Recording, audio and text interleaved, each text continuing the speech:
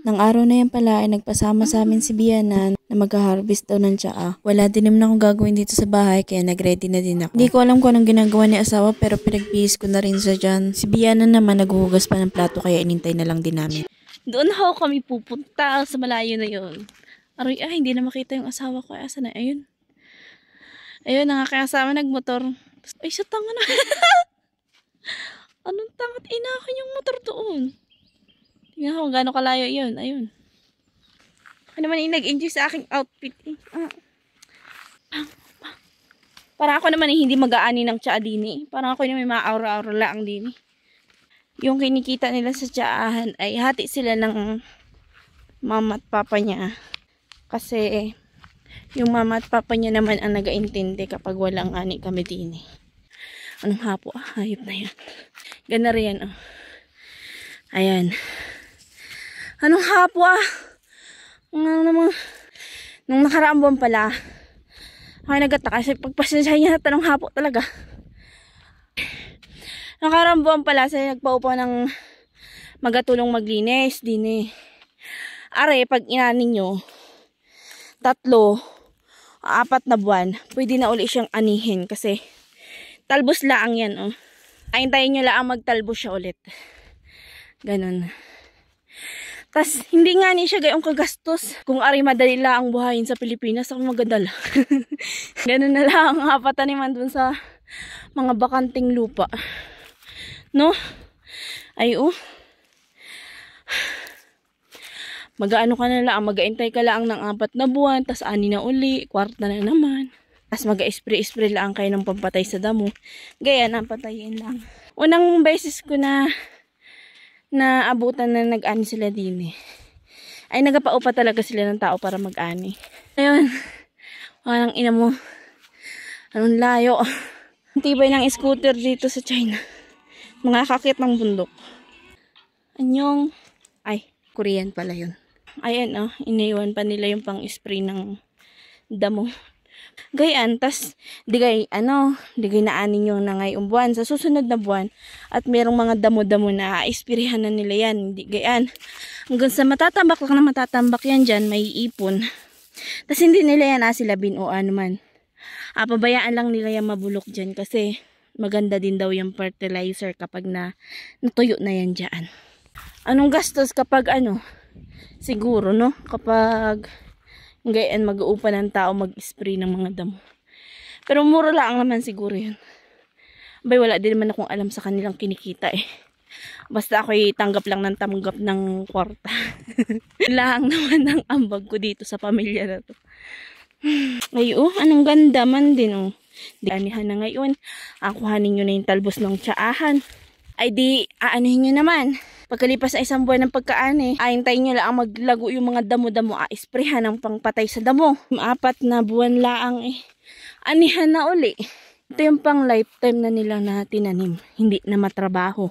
Hindi na sila mahirapan. Anong haba na ng mga talbos ng tsaa. Hello mangyan. Ang simple mo naman. Napakasimple mong nilalang.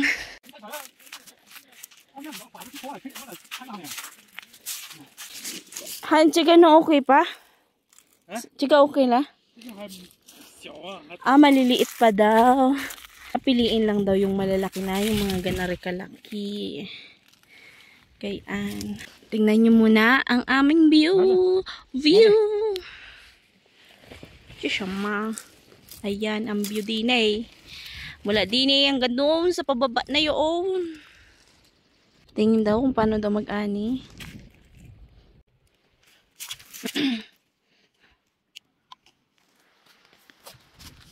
Kamo ka. Hindi rin siya marunong. Natatapon! Tapon-tapon, di ka marunong. Ang tanga mo. Tama mo, hindi ka marunong, Han. Huwag mong sisihin yung lalagyan, di ka talaga marunong. Hindi siya marunong, tanga-tanga. Tinatapon niya lang. Sabi niya maliit na yung lalagyan. Sinisi pa yung lalagyan, hindi naman talaga siya marunong. Sabi niya itong tsaahan doon 8 years na. So pinataniman niya na daw to bago siya pumunta ng Thailand. Kunting try out. Tapos Yossi break. Puntod po. Doleng hoy. May nakita pa ngang kamuting kahoy eh. Ano ko naman, pagdayok pa ng pagchichismis din eh. Sa Philippines. Oh my God, it's so big. Gagaan laki ng doleng hoy. Baka laki day. Pakita ako sa inyo. Ano, laki.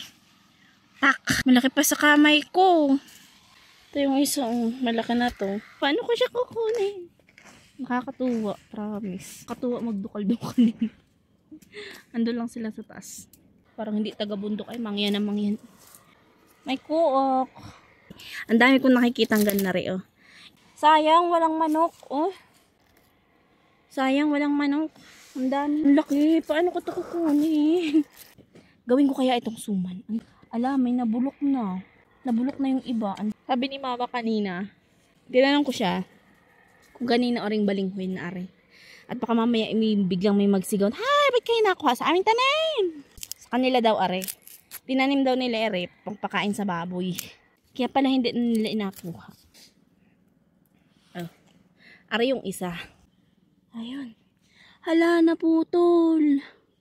Saan kaya yung kaputol nito? Ayoko na. Pagod na ako. Ito mga nakuha ko. Ayan. Atcha, aray ko po, may tinik. May nakuha kong maliit. Doleng hoy. Gora na tayo sa kanila. Hello. Ow! Wala, nasiro kay mama. Nilinis ni asawa yung kalat ko dun sa baba. Tingnan ko naman kung paano nag-aani yung biyanan ko. Ganito pala sila mag-aani dito. Kapag mano-mano. Ay! Sige lang. Sige, Mio. 别发瓜，这不好。放这细件当瓜， Oh. Dito siya sanay. 那瓜青啊。 Ang bilis ah. Ito yung view. Ayap ya.